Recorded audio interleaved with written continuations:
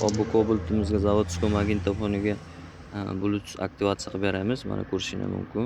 Zavod holatda bu funksiya yoqilmagan bo'ladi. Bu funksiyani kompyuterda to'liq hech qanaqa qo'shimcha bloklarsiz programma qilish orqali aktivatsiya qilib beramiz.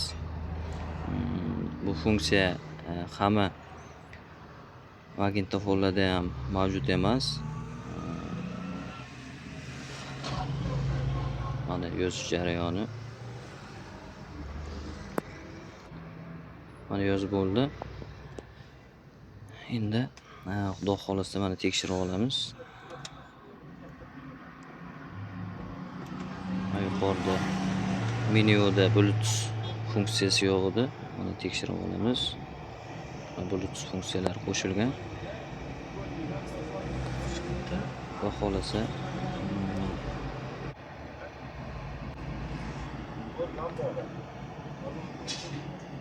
telefon bilan bog'lanib Chevrolet bo'lib qo'shiladi mana.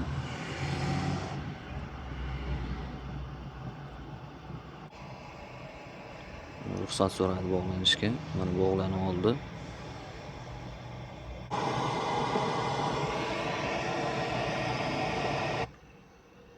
Bluetooth bo'limiga to'g'ramiz.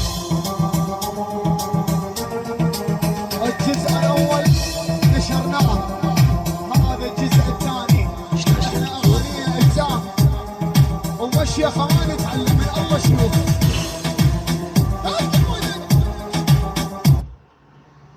Agarda Bluetooth funksiya qo'shilmagan bo'lsa, blok orqali ishlatib berishimiz ham mumkin. Murojaat qilaverasizlar.